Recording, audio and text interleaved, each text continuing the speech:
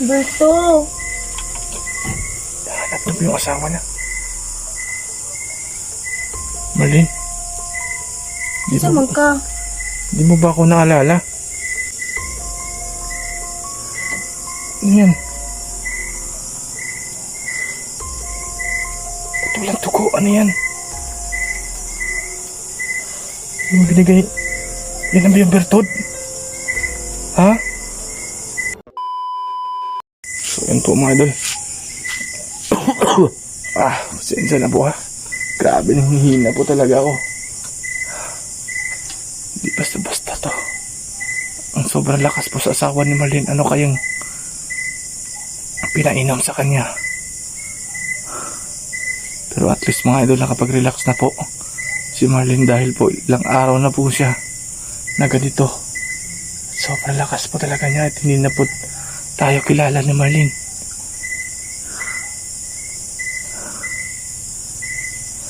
Tingnan lang natin kung kaya ba natin to.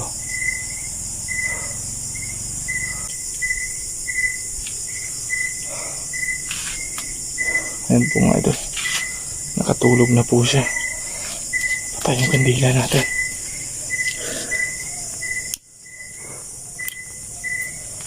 Ayan po.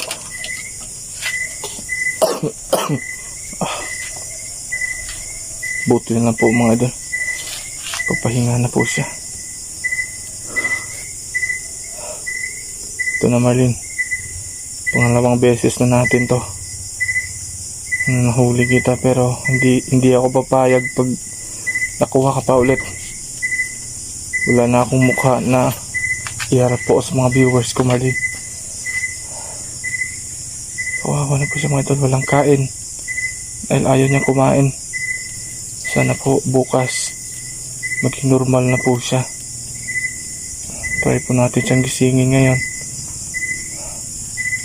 Pero bago po ang lahat, papasalamat pa rin ako sa inyo sa patuloy ninyong pagsubaybay po at hindi niyo po ako iniwan na hindi natin makuha ulit si Marlene.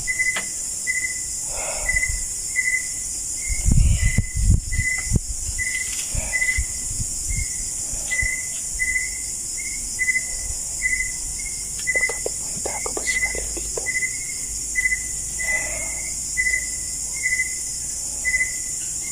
Kawawa ka Marlene. Alam ko hindi mo talaga kagustuhan na mabalik pag-aswang. Pero ginawa ng asawa mo ang lahat para makuha ka niya.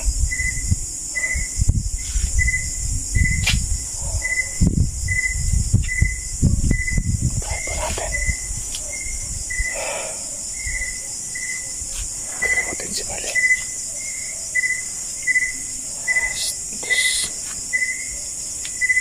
Marlene, lumabas ka. Hebro ko dese. Umusok na po yung katawan niya. Mainit na po siya. Lumabas ka. Des ka pala. Baji ka na siya. Yun po, mga idol. Umusok na po yung katawan niya. Marlene, gumising ka. Alam ko kaya mo yan sa sarili mo, Marlene. Des ka na siya. Lumabas ka. Sana may suka at may suko mo, Marlene.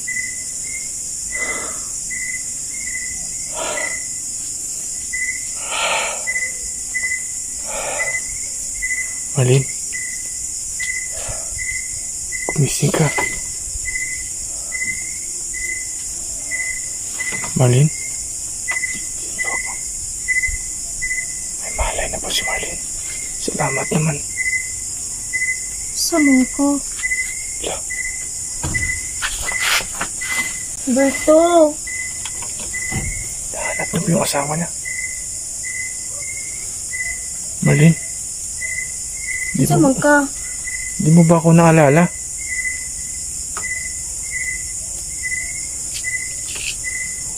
Ako yung gumamot sa'yo, Marlene.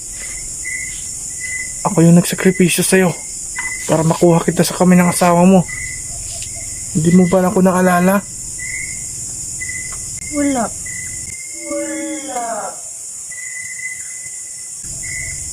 Mga idol, hindi niya tayo kilala. Wala ka bang maalala, Marlene? Yan o, nakatali ka o. Nakatali ka. Para hindi ka makatakas pa. Yan po, salamat naman po. Orasyon na pa akong parihirihan. Salamat po. Hala.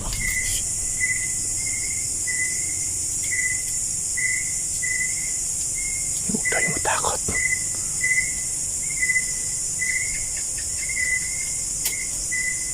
Kaya natin to. Marlene, hindi mo na ako kilala? Wala ka bang maalala, Marlene?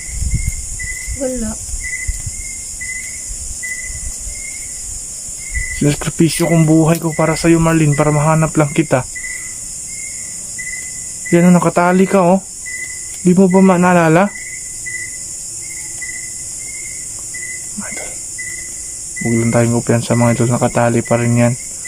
Tsaka hindi natin yan tatanggalin na hindi agad siya babalik sa pagka-normal. Try po natin siya. Try natin orasyon ulit mga idol para mabalik po yung isip niya sa normal. Alang sa pagkuhan na Marlene ha. So tambalan ka ha. Diyos ang makapangyarihan. Balik mo sa dati. Pag-isip. Maging tao po si Marlene.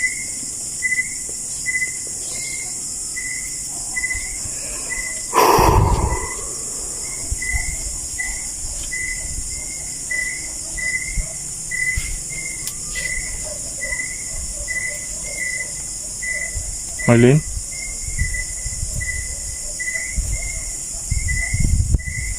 Okay na ka? Ha? Okay na ka? Lala? Okay na ka, Marlene?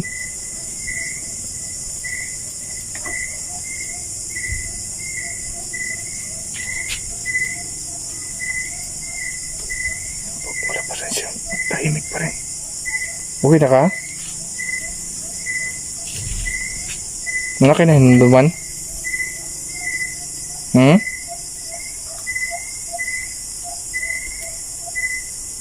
Ako yung niligtas sa'yo, Marlene, ha? Tandaan mo yan. Niligtas kita sa kamay ng asawa mo.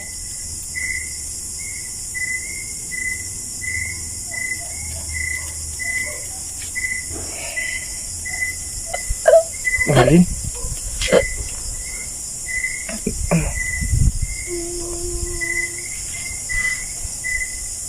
Ba't ka umiyak?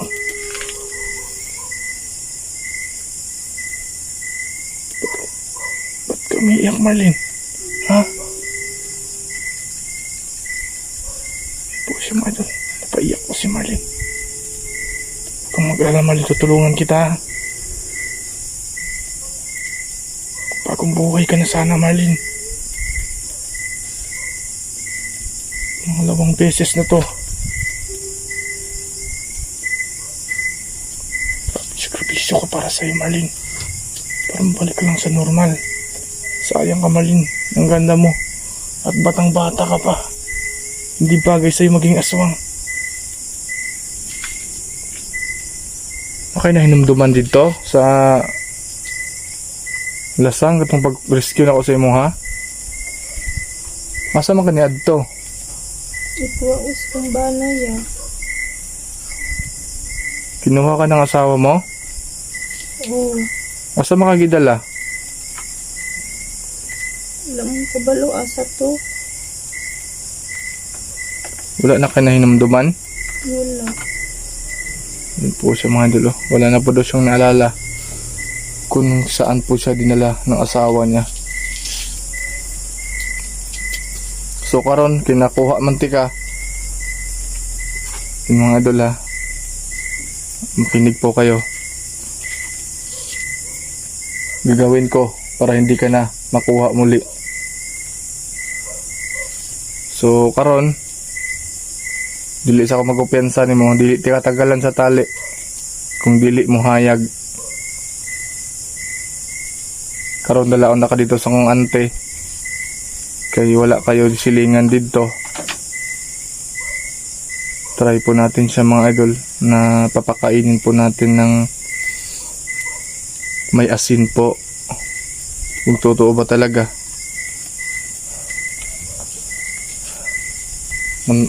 Balik na po siya sa normal. Ha?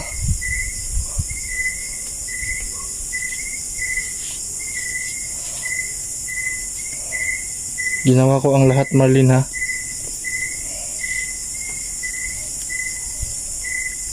Para magbago ka lang.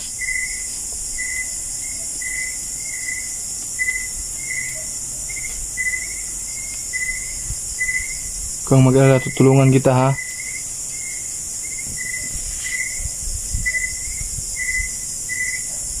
Nagpasit sa atin. Ano ba?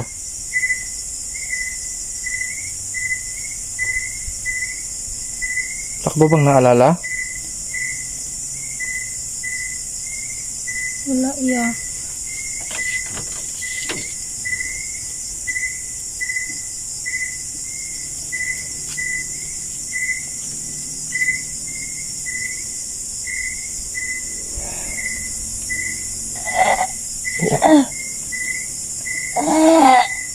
Mali na nangyayari.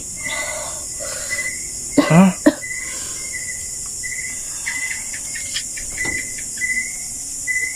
Ano yan? Ano yan, ha? Ano yan? Patulang tuko. Ano yan? Yung binigay. Yan na ba yung Bertod? Ha? Yan na ba yun? Idol, yan na ba yung pinakita ni Marlene sa atin po? Idol, comment kayo kung ito ba yun. So hindi muna natin hawakan yan. Pero mag-orasyon tayo bago natin hawakan. Rasyon ni Pagtas Milutas.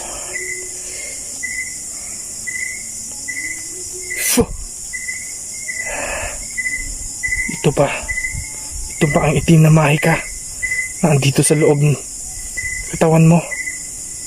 Ano mo yan? Ano yan? Laway ba yan? Ha? Parang mapangi, ha? Ayan po mga idol, ito na. Ito na po mga idol. Baka ito na yung sinasabi na itim na mahika na nandito po sa labas o sa loob ng katawan niya. Susunugin po natin gamit po itong kandila. Marlene, huwag kang mag-alala. Susunugin ko ito, Marlene. Ayan po mga idol. Marlene, ito ba? Ayan po. Ito po. Ito na po hinahantay natin mga idol na maisukan na po yung itim na mahika. Ayan po. Sige, para masunog ka na. Marlene, salamat sa iyo, ha. At tinulungan mo yung sarili mo na mailabas yung itim na mahika. Or tinatawag lang itim Bertod. So ngayon, sasama ka sa akin. Pero, gabi ngayon, itatali pa rin kita. Ha? Pagkatatag ka lang, Marlene. Bukas. Okay na pakiramdam mo. Makakain ka na ng maayos. Ha? So ayun lang mga idol. Maraming salamat po sa lahat po. At naisuka na po ang Bertod at sinasabi nilang itim na mahika. Sana ito na po yun mga idol. At sinunog po natin para hindi na po siya makabalik sa dati niyang pag-aswang po. So ayun lang mga idol. Maraming salamat. At saka bubukas yung pinuntahan po natin nung araw, may nakita nating matanda. Isasama natin si Marlene kung kaya po niya na maituro niya talaga kung saan po nakatira talaga yung matanda na yon. So ayun naman idol, maraming salamat po sa lahat. Sana po pagpatuloy niyo po ang pagsubaybay natin sa bawat upload natin kay Marlene o sa ibang upload pa natin mga idol, no? So ayun lang, maraming salamat po. God bless po sa ating lahat. Ano?